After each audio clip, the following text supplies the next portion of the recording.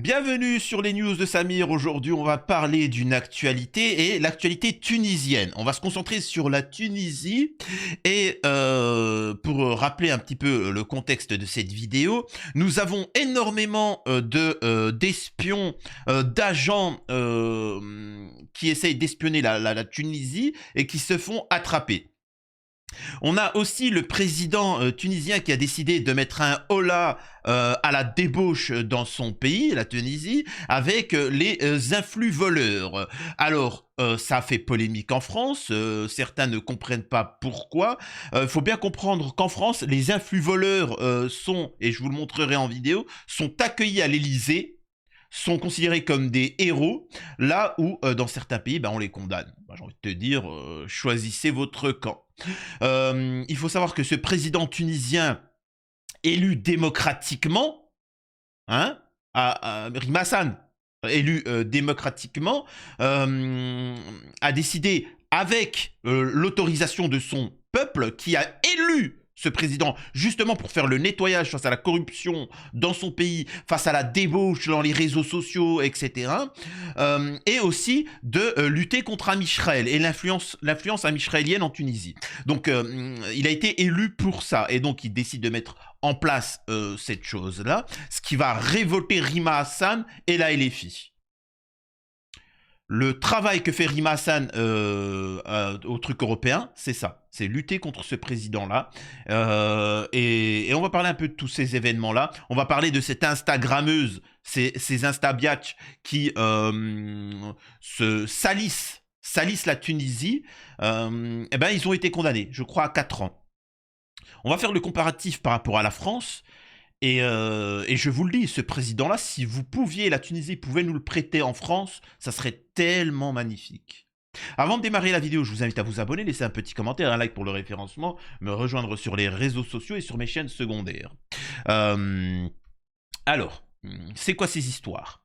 Il y en a plusieurs, il y a plusieurs articles, donc on va essayer d'aller un peu vite. Attendez, hop, je cadre le truc. On se sent tous en danger. Hop, pendant ce temps, vous pouvez vous abonner. On se sent tous en danger. L'inquiétude des collègues et amis de Victor Dupont.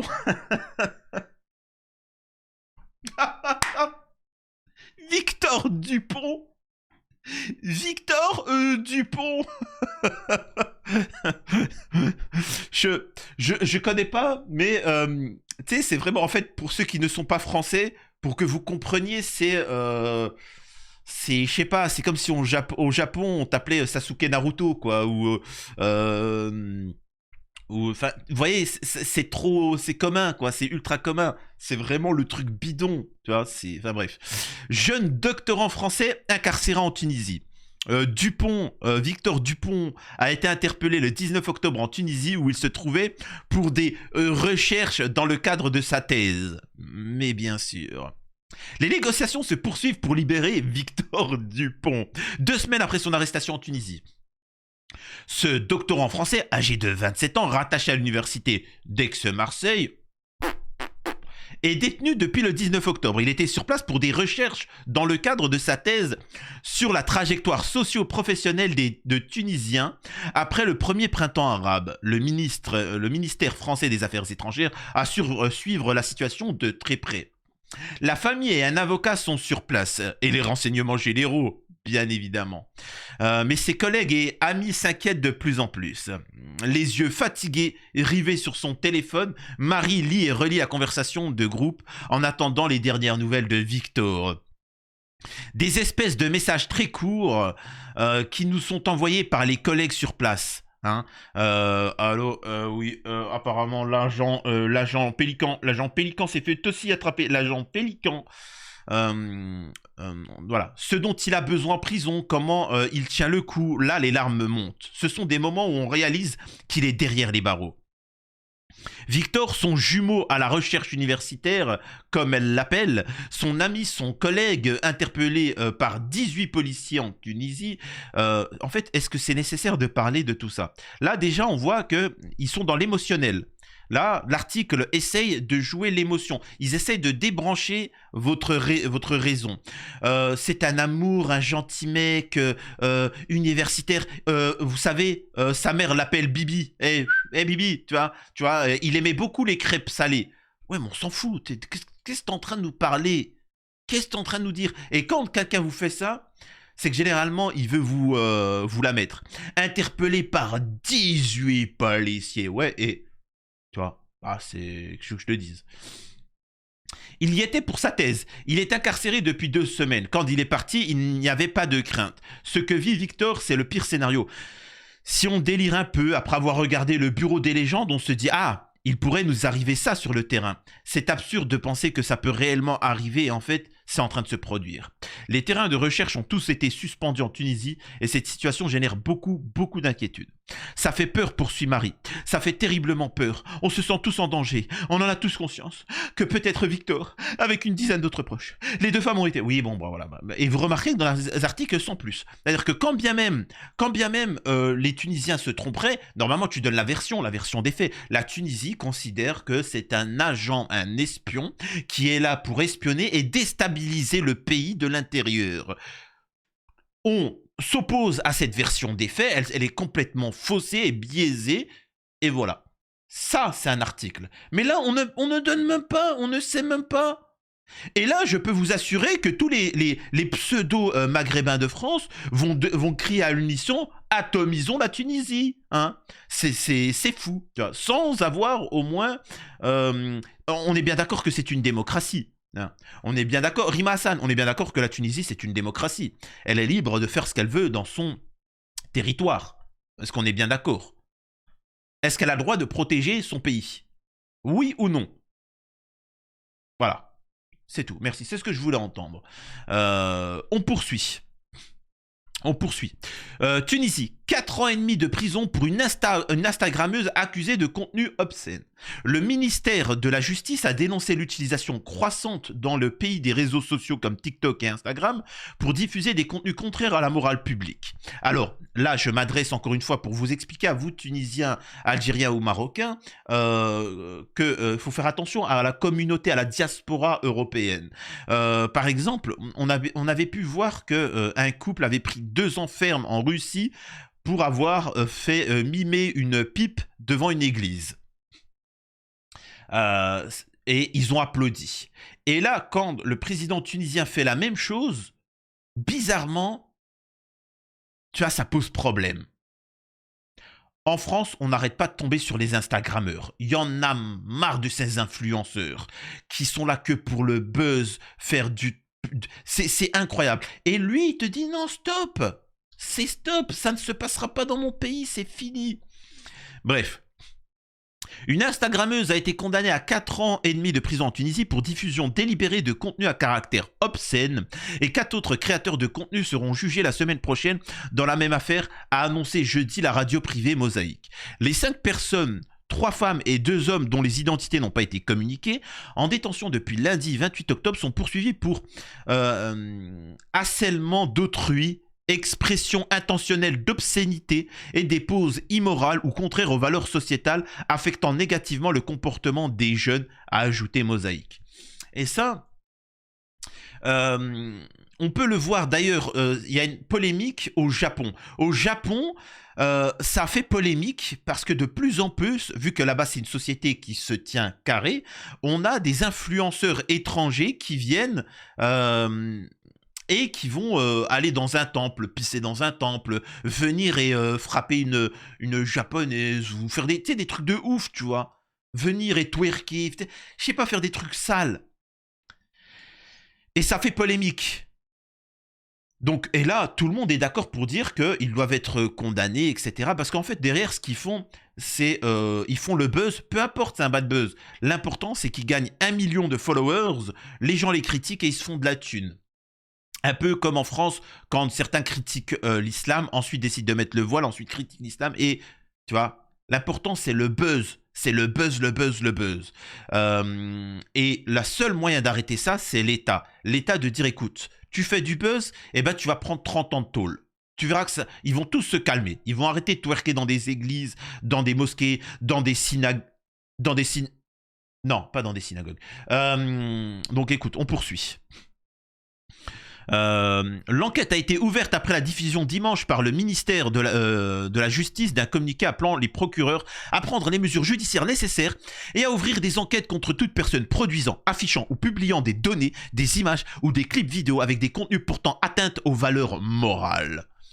Le ministère a dénoncé l'utilisation croissante en Tunisie de réseaux sociaux comme TikTok et Instagram pour diffuser des contenus contraires à la morale publique, utilisant des phrases ou apparaissant dans des situations qui enfreignent les bonnes mœurs ou contraires aux valeurs sociétales. Rima Hassan dira dérive liberticide. La décision du ministère a provoqué un vaste débat sur les réseaux sociaux français et dans les médias avec des internautes qui ont dénoncé un excès de propos grossiers et d'images obscènes sur les réseaux, tandis que d'autres y ont vu de nouvelles restrictions de liberté. Alors, il ne parle pas des Tunisiens, là, il parle de Rima Hassan, de la LFI en France et en Occident, et d'Am Israël, hein. Ils ne disent pas, tu vois. C'est-à-dire que Rima Hassan a été élu comme de l'augu sur l'histoire de la Palestine. On est bien d'accord, oui ou non? Certains me disent, oui, mais Samir, elle travaille pour tout. Oui, d'accord, je veux bien. Moi, ça me dérange pas que Sarah Knafo passe ses journées à tomber sur l'islam. Parce qu'elle a été élue pour ça. Elle a dit islam, islam, islam, islam, islam. Quand bien même son rôle, c'est pas ça. Hein, mais bon, elle a été élue pour ces propos-là. Bah, je comprends qu'elle fasse son travail là-dessus.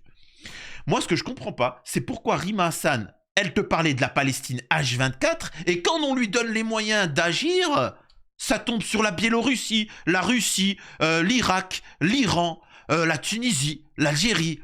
Oh, c'est bizarre. C'est tous ceux qui s'opposent au projet hégémonique amisraélien.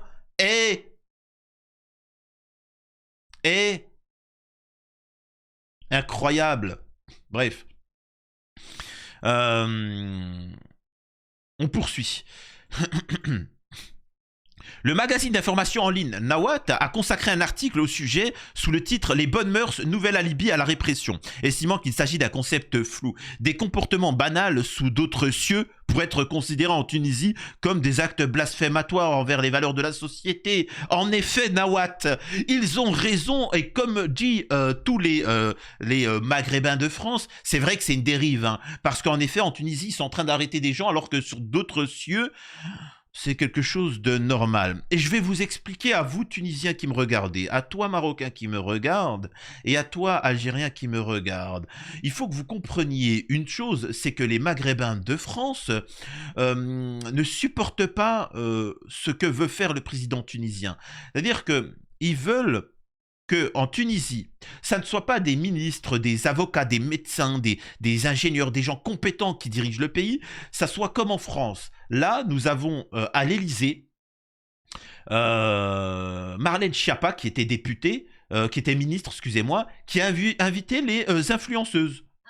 Qu'est-ce qu'on rigole chez Marlène Schiappa? Tu veux des cocktails? Eh ben, y'en a pas!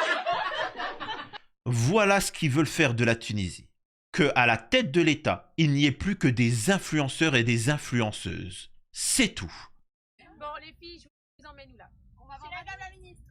On va voir Madame la Reine. Non. Marlène Schiappa. Voilà. Qui est ministre de la Citoyenneté, elle ne le savait pas. Charlène n'y a pas. Marpen Schiappa. Donc je rappelle que dans ces gens-là, ils ont tous été inquiétés par la justice, inquiétés à la justice pour des trucs de fou, hein, corruption d'un homme de 98 ans, etc., extorsion de fonds, des trucs de dingue, hein, il y a des affaires qui... Eh ben ces gens-là, en France, ils sont invités à l'Élysée. En Tunisie, ils les mettent en tôle. On a bien vu que tous les influenceurs pseudo-musulmans qui ont arnaqué, qui ont siphonné les poches des musulmans de France, quand nous on mettait en garde, on disait attention, ce ne sont pas des musulmans, ce sont des gens là qui sont pour vous arnaquer, etc. On me disait tu n'es pas un vrai musulman, comparé à Maïva Guénam, Dylan Thierry et ainsi de suite. Bon, ils auront bien siphonné l'argent et voilà. Donc en Tunisie, ces gens-là, ils n'existent pas, hein. Ils se font mettre en tôle, point barre. Bizarrement, pareil, hein, on voit beaucoup de pseudo, tu vois, des messages vagues d'enlèvement imposés par l'Algérie en Tunisie contre les intellectuels. Ah, incroyable, contre les intellectuels. Donc on est en train de nous expliquer qu'il n'y a pas d'intellectuel en Tunisie, hein. Le seul intellectuel qui existe en Tunisie, c'est un mec, un Français, Vincent, de 19 ans, doctorant, qui est venu en Tunisie. Mais bien sûr, bien évidemment. C'est juste incroyable. Et moi, je dirais juste une chose. La racaille, hein, c'est or. La Tunisie, tu l'aimes ou tu la quittes. C'est tout. Je suis pas tunisien. Moi, je suis français. Je suis né en France et grandi en France. Je sais c'est quoi, moi, les valeurs françaises traditionnelles. Je suis d'origine algérienne. Je sais c'est quoi l'Algérie. Je suis musulman pratiquant, n'en déplaise à certains parce que musulman non pratiquant, ça n'existe pas. Il y a un moment, moi, j'entends des discours en France. J'aimerais bien qu'ils soient répétés en Tunisie. La Tunisie aux Tunisiens. La Tunisie, tu l'aimes ou tu la quittes, c'est tout. Et tu fais comme en Tunisie. C'est-à-dire que c'est tout. Moi, tu dois te conformer aux mœurs tunisiennes, point barre. C'est quoi de ça? Non mais attendez. Des créatrices de contenu sur la liste des fugitifs et un mandat de dépôt contre le streamer Azizos. Moi, ce que je dis juste une chose, si tu n'as truc, pourquoi tu fuis? Pourquoi tu fuis la justice? T'as quoi à cacher? Hein? T'as des choses à cacher? Incroyable. Le ministère public près du tribunal de première instance de Tunisie a émis mardi 29 octobre un mandat de dépôt contre un célèbre créateur de contenu pour des soupçons d'outrage public à la pudeur et atteinte aux bonnes mœurs. Il a été renvoyé devant un tribunal correctionnel pour être jugé sur les faits qui lui sont reprochés. Il s'agit du streamer Azizos. Son épouse a indiqué que Aziz a été arrêté pour des vidéos qui remontent de 2020 à 2021 en rapport avec le jeu GTA. D'autre part, le ministère public a décidé de laisser en liberté deux créatrices de contenu et de le renvoyer devant le tribunal, machin, etc. Mais c'est quoi ce président-là? Mais prêtez-le-nous, s'il vous plaît. La Tunisie, si, franchement, vous pouvez pas nous l'envoyer en France? Juste 3 mois qu'ils fassent le ménage sur les réseaux sociaux en France. Hein? Il y en a marre. Ils sont tous là pour le buzz.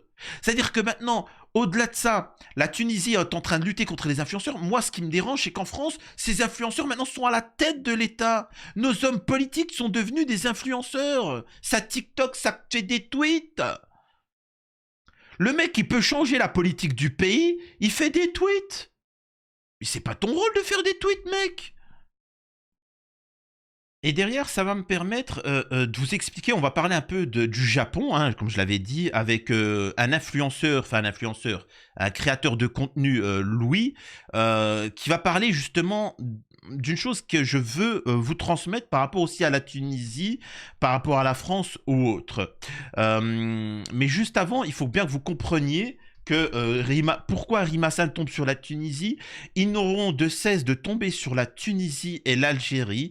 Le seul moment où ils seront contents du positionnement de la Tunisie, de l'Algérie ou de tout ça, c'est quand ça ressemblera à ça. On avait pu voir en Iran, on avait des étudiants et des étudiantes et une femme qui est sortie à Walp, hein, normal. Elle est sortie à Walp. Et c'est la plus grande héroïne de tous les temps en Occident. Alors qu'en Iran, ils ont expliqué qu'elle avait des troubles psy et qu'il fallait la soigner. C'est 2 salles, 2 ambiances. Regardez ce qu'ils veulent faire de la Tunisie.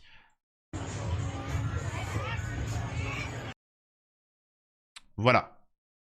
La Tunisie ne sera qu'un bon pays pour Rima Hassan, la gauche et les Maghrébins de France, que quand la Tunisie ressemblera à ça. Voilà. Alors bien évidemment, hein, vous remplacez ça par des Maghrébines, hein, bien évidemment, par des Tunisiennes, hein, ça faut bien le comprendre. Hein. Vous avez bien compris ce que j'essaie de signifier. Voilà. Tant que la Tunisie, ça ne sera pas que des rues comme ça, eh ben ils vous tomberont dessus. C'est aussi simple que ça. À vous de faire votre choix. Est-ce que vous voulez que la Tunisie, ça soit le pays millénaire, plurimillénaire, avec une histoire qui, quand même, ils ont tapé dans les burnes à l'Empire romain. C'est quand même une grande nation.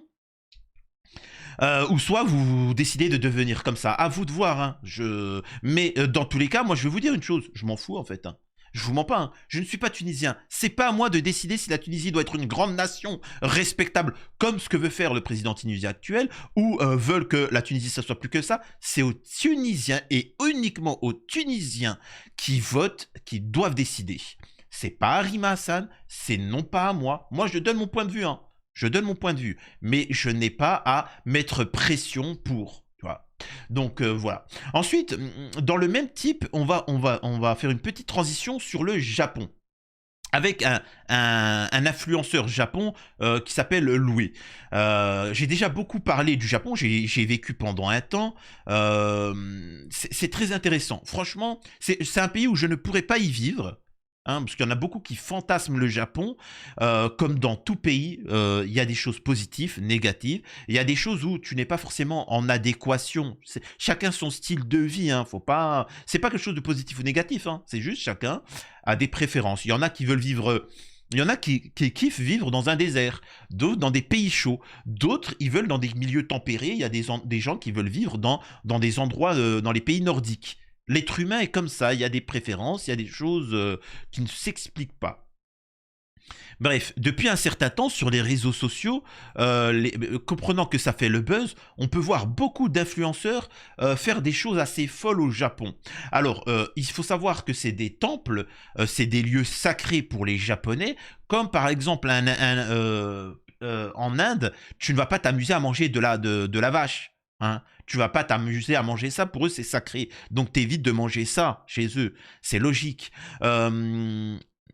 C'est-à-dire que les Japonais en plus, hein, ils n'ont même pas le droit de se défendre. C'est un peu comme Benjamin Ledigue qui avait twerké dans une église, ça avait fait polémique. Ça avait fait polémique et à juste titre. Alors il y a certains qui ont voulu défendre Benjamin Ledigue. Il avait fait la même chose avec l'islam, avec le Coran. Et moi, ce que je ne supporte pas, c'est qu'au Japon, quand ces gens-là essaient de faire la même chose, en blasphémant quelque chose de sacré pour les Japonais, les Japonais disent, s'il vous plaît, est-ce que vous pourriez arrêter de faire ça? Ouais, raciste, vous êtes raciste, etc. Non, ils te demandent juste de respecter. Donc moi, je le dis, hop, dégagez du pays, c'est tout. Ah, je suis direct. À vie, tu es interdit du territoire. C'est incroyable. Et là, pareil, j'ai écouté une vidéo, un passage où apparemment ça paraît choquant. Certains disent qu'il est raciste, alors qu'il en a fait des vidéos pour dénoncer le racisme, même au Japon, etc. Mais c'est très intéressant ce qu'il va dire. Écoutez, il y a vraiment une analyse à faire parce que, bon, écoutez. Après avoir fait autant de contenu sur le Japon. Ah, je sais déjà ce que tu vas poser, mais vas-y. Dis-nous enfin la vérité. Est-ce que tu préfères la France ou... Alors, la question beaucoup précise qu'elle a posée et qu'il a compris, hein, parce que c'est pas juste tu préfères la France ou le Japon, parce que c'est plus complexe que ça, c'est est-ce que tu préfères maintenant vivre au Japon ou vivre, comment on appelle ça, en France? Et ça permettra de comprendre mai 68, ça permettra de comprendre les révolutions en Iran, les petites révoltes, les machins comme ça. Vous allez comprendre, et je pense que même Louis ne comprend pas lui-même pourquoi. Et depuis quelques années, genre allez, 1 ou 2 ans max, je commence à changer. En fait, enfin, je sais pas comment dire, en grandissant, t'as pas les mêmes besoins, les mêmes envies. Au Japon, en fait, cette tranquillité et ce fait de pouvoir aller à la salle, revenir, aller au resto, sans à te soucier de « Ah, ma trottinette, elle va se faire voler. Ah, faut que je ferme la maison, sinon je vais me faire cambrioler. Ah, mon téléphone bien dans ma poche dans le métro. » Bah tout ça, en fait, au cumul, ça n'existe pas au Japon. Et ce truc-là, en fait, ça, je m'en rends compte dans mes déplacements et dans ma vie quotidienne, parce que j'ai vraiment la chance, une des Donc là, il est en train d'expliquer que avant, quand il était plus jeune, il aimait ce côté ultra-libertaire français, etc., qui a bien changé, hein, mais ultra-libertaire français, tu fais ce que tu veux, etc. L'insécurité, il s'en fichait parce qu'il était jeune. C'est comme le travail. Vous savez, quand on est jeune, on aime bien travailler. Hey, oh, allez, tu vas travailler à Marseille, et demain, tu vas travailler à New York, et après-demain, tu vas travailler à Tokyo. Wouh, super! Mais en grandissant, quand tu commences à te marier, quand tu commences à avoir des enfants, naturellement, tu veux te poser. T'as plus envie de partir à droite à gauche, tu vois. T'as plus envie de t'amuser, enfin pas t'amuser, c'est pas le bon terme. tu veux de la sécurité, tu commences à vouloir te poser, tu veux bâtir quelque chose là où quand t'es jeune, tu t'en fous, tu vas dormir dans une voiture, tu vas essayer de trouver du taf, etc. En grandissant, tu veux la sécurité pour ta femme. Tu ne peux plus te promener avec ta femme et quelqu'un vient et la menace. Tu peux plus, quand tu penses à ton enfant, t'as pas envie tu réfléchis à ça, tu te dis mon enfant, il va venir, elle va se prendre un coup de couteau, elle va se faire yoler, elle va se faire ceci. Non, donc tu veux la sécurité. Il faut un juste milieu. Il faut un juste milieu. Et au Japon, ils ont ce juste milieu. C'est un pays libre, mais sécuritaire. Et c'est libre parce que sécuritaire. Vraiment. Et vraiment, si vous n'avez jamais été au Japon, si vous n'avez jamais été en Arabie Saoudite, dans les pays du Moyen-Orient, etc., vous ne pouvez pas comprendre ce qu'il dit. Il y a une part de vous qui réfléchit constamment à ne pas vous faire voler. C'est-à-dire que quand vous êtes dehors, vous savez très bien que vous ne devez pas vous laisser votre argent, vous ne devez pas laisser ceci ou cela, parce que vous savez que vous allez vous faire voler. Là-bas, vous n'avez plus ces pensées-là. Vous avez une sérénité qui est incroyable. Donc oui, c'est ça qu'il est en train de dire. Rare personne, je pense, à avoir vraiment un quotidien au Japon et en France, et je vois trop la différence. Au Japon, tu vois, je vais à la salle de sport, tout le monde me voit arriver avec ma trottinette, et je la laisse là pendant 2 heures. Ça bougera pas. Je pourrais partir, genre la laisser, mais genre 2 jours, ça changerait rien. Et au-delà du hassisme, je vous le dis, j'ai été commerçant, j'ai connu le Japon, j'ai connu la France, j'ai connu plusieurs pays. Et ce qu'il ne précise pas, Louis, et d'autres qui ont vécu au Japon, c'est que ça crée de l'amour. Je vous jure que ça crée de l'amour. C'est-à-dire que quand tu sais que tu peux laisser toutes tes affaires et que personne, j'ai bien dit personne ne va voler, en fait, t'as un sentiment... Mais vraiment, moi, je l'ai vécu ça. J'avais laissé de l'argent, des affaires, parce que j'étais pressé, j'allais rater le métro, et je l'ai pris, c'était au début, les premières semaines que j'étais au Japon, et j'étais chez un ami. Il m'a dit non mais laisse, on va revenir. Et je vous avais déjà raconté cette affaire-là, et puis en fait ça laissait. Personne n'osait toucher ces affaires-là. J'ai pu les récupérer, et je les regardais autour de moi, je me suis dit waouh, le respect qu'ils ont pour mes affaires, alors qu'ils me connaissent pas, ils savent même pas. Et ben en fait ça crée de l'amour. Tu te dis je fais partie d'une société, mes biens à moi, et ben même s'ils me connaissent pas, ils me voient pas, et ben ils vont les respecter. C'est exceptionnel ce sentiment-là, et je vous jure que ça crée une cohésion dans un pays qui est exceptionnel. Et c'est un petit peu ce que veut faire le président tunisien, et voilà, et il n'y a strictement aucune histoire de racisme au Japon. Ce n'est pas une question de racisme. Oui, il y en a, oui, c'est dénoncé, mais là, c'est pas ce qu'il est en train de parler, Louis. Il est en train de parler de l'insécurité, point barre, c'est tout. Je donne l'exemple de la trottinette parce que je me la suis volée en France, et je me la suis fait voler genre chez moi. Genre c'est des gens, ils ont sauté la barrière de chez moi, ils ont pris la trottinette et ils sont partis avec. Bon bref, en résumé, il va dire que quand il était jeune, il s'en foutait, voilà, c'est la fête, machin, etc. Le Japon, c'est trop dur, c'est trop strict. Et en grandissant, tu te rends compte que ce strict, en fait, apporte du bonheur et du bien-être et une cohésion. C'est tout. Et c'est comme ça. Vous savez, ça me fait penser aux films Disney, aux films occidentaux et aux films d'animation et aux films japonais. Il y a 2 choses qui ressortent. Les films occidentaux, c'est toujours la même situation. T'as une petite fille, t'as un ordre établi pourri, et t'as un danger qui vient, lambda, et cet ordre établi est trop dur et trop idiot, et pas assez libre pour lutter contre le mal. Et la fille va toujours s'opposer à ses parents, au système, aux règles établies pour lutter contre le mal et apporter le bien-être à la société et montrer à la société, à ses parents qu'il faut être beaucoup plus libre et ne pas écouter les ordres. Dans les films japonais, c'est toujours l'inverse. Dans les films japonais, tu as un ordre établi qui est dur et qui est méchant. Tu as une problématique qui arrive, le héros ne respecte pas l'ordre établi pour lutter contre le mal et se rend compte qu'en fait, en ne respectant pas l'ordre établi, il crée le mal et parfois il devient le mal et comprend qu'à la fin, l'ordre établi était là pour protéger tout ça et qu'il y avait une raison pourquoi c'était là. Et après, il s'y range et pour lutter contre le mal, etc. Donc c'est ça, c'est juste ça. On a bien vu mai 68. Mai 68, c'était ça. Oh mon Dieu, les vieux papis veulent nous empêcher de bip, de faire ci, ça, etc. Il est interdit d'interdire. Eh ben on a vu ce que ça a donné. Hein. C'est la débauche totale. Donc voilà, et maintenant, les jeunes générations en France demandent plus d'autorité. Et comme ils ne savent pas, ils vont même dans la radicalité plus que ce qu'il n'en faut. Donc pour en revenir à la Tunisie, choisissez votre camp, vous savez ce qu'il en est. J'espère avoir été suffisamment clair dans cette vidéo. J'attends vos commentaires. À la prochaine sur les news de Samir.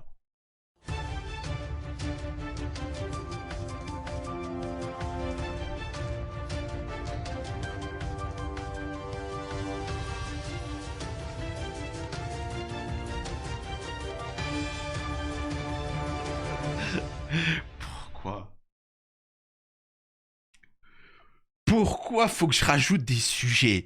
Pourquoi j'ai pas fait un sujet juste sur la Tunisie et un sujet sur le Japon? Ça m'aurait fait 2 vidéos, tu vois, et parce que là je crois qu'on est rendu à 30 minutes, ça m'aurait fait 2 vidéos de 18 minutes. Non, il faut que je rajoute le Japon. Parce qu'en fait, de base, je me dis toujours, allez, oh, ça va durer 2 minutes, tout ça. Mais non, je continue et je continue, c'est incroyable, ça me fait chier. C'est-à-dire que vraiment, ça me...